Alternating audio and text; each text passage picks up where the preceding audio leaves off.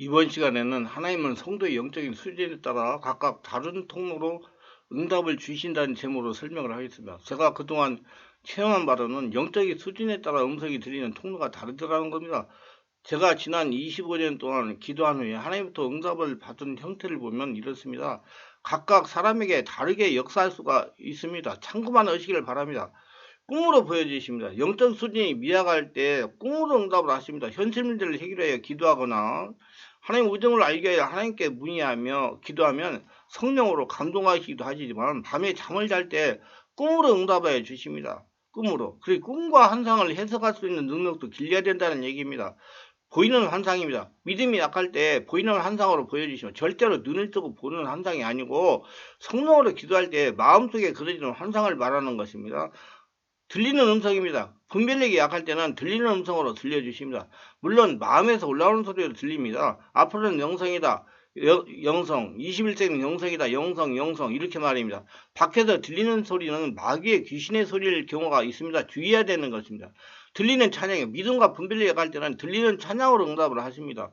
감동으로 알게 하십니다. 하나님의 음성에 조금 알 때는 감동으로 역사를 하십니다. 우리가 바르게 알아야 할 것은 하나님께 기도할 때 들리는 음성으로 응답하는 것은 1%도 안 됩니다. 거의 모두 마음의 감동으로 생각을 통하여 순간 번쩍이면서 떠오르는 것이 보통입니다. 그러므로 음성을 듣겠다는 생각을 적는 것이 좋습니다. 1%밖에 못 들었기 때문에 음성으로 안 들리면 감동으로 많이 오고요.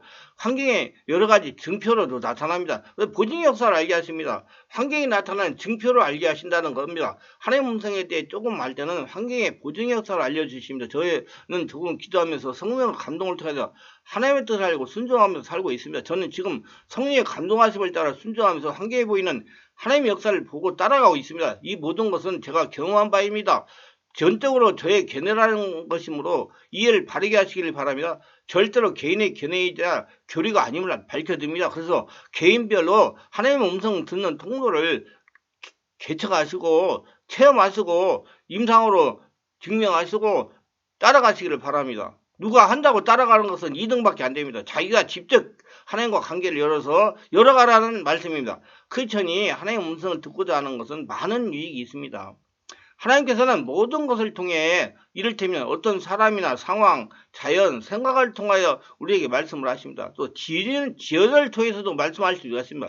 지연이란 사람을 통해서 말씀할 수 있다는 것입니다. 그렇지만 기도와 말씀은 가장 확실한 통로이며 가장 효율성이 높은 방법입니다. 왜냐하면 하나님께서는 그것을 통해 우리와 만나주시겠다고 약속하시기 때문입니다. 다시 말하면 성령의 지배 가운데 말씀 묵상하고 기도하면 영의 상태가 하나님과 같은 영의 상태가 되는 것입니다. 하나님은 영이심으로 때문에 성도와 성령의 지배하에 말씀 묵상 기도할 때 하나님의 같은 영적인 상승을 할 때 하나님의 뜻을 알려주신다는 겁니다. 성경에 예를 든다면 먼저 사무엘이 잠들었을 때 음성을 들렸습니다. 두 번째, 엘리야는 감정이 격해져서 예언을 듣지 못하자 검은고를 타게 한 후에 감정을 깔아놨은 후에 말씀이 임합니다. 셋째, 엘리야는 폭풍, 불, 지등 가운데 하나님 음성이 들리지 않았고 모든 것이 다 지나간 후에 잠잠해졌을 때 말씀이 임했습니다. 네 번째, 성경에서 묵상할 때 이사야에게 임했습니다. 이를 보면 하나님의 음성을 들으려면 무엇보다도 성령이 지배하여 영의 상태가 되어야 된다는 겁니다. 하나님이 영이시기 때문에 그렇습니다.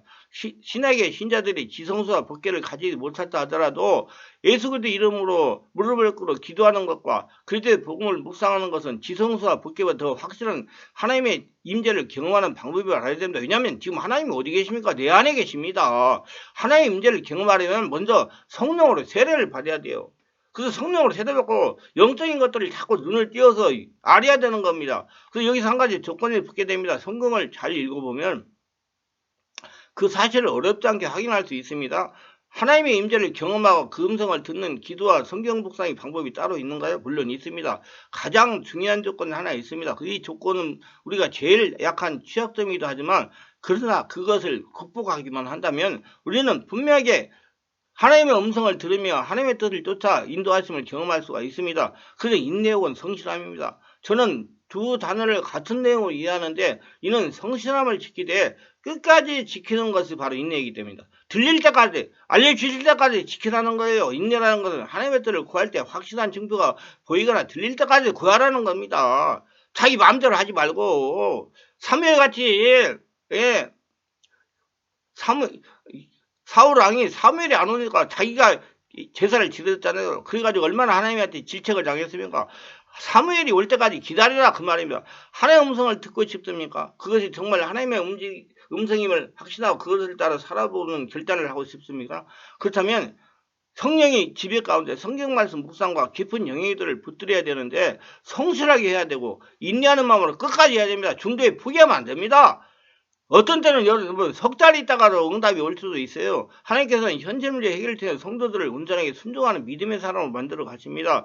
하나님께서 크리스천을 통해서 이 땅에 하나님의 나라를 건설해야 되기 때문입니다. 하나님은 우리 성도들을 통해서 이 땅에 살아계신 하나님을 증명하는 분입니다. 그래서 우리들은 다 잘 될 분들이고 바르게 하나님의 음성을 듣고 따라가면 다 잘 됩니다.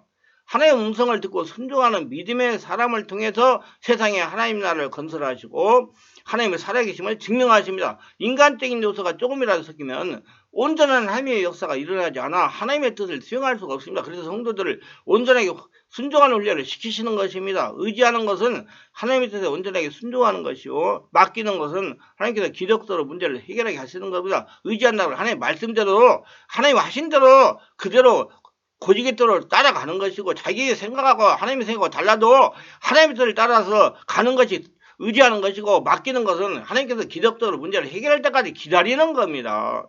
하나님은 절대로 성도들이 자신의 생각대로 행동하지 못하게 하십니다. 성경에 나오는 아브라함이나 이삭이나 야곱이나 모세나 다윗의 경우를 보면 이해가 되는 것입니다. 하나님은 하나님의 말씀에 온전하게 순종하는 사람이 될 때까지 체험함이 훈련하게 하십니다. 그래야 하나님 말씀 온전하게 순종하는 사람을 통해서 하나님의 일을 진행하시고 하나님께서 그 사람을 통해서 일을 하십니다. 순종하는 사람으로 훈련한 매개체가 현실 문제입니다. 현실 문제에 복잡할 때마다 하나님께서 해결 방법을 해결하는 습관을 들여야 성령인도로 이 땅에서 천국을 주는 삶을 살 수가 있습니다. 현실 문제를 해결하신 하나님이라는 책을 읽어보시기 바랍니다. 그러면 거기에 많은 영적인 진리들을 깨닫고 발견할 수가 있을 것입니다. 이 말씀이 은혜가 되시고 유익하셨다면 구독, 좋아요를 부탁합니다. 제가 설교하여 동영상을 유튜브에 올려서 전파하는데 큰 힘이 됩니다. 감사합니다.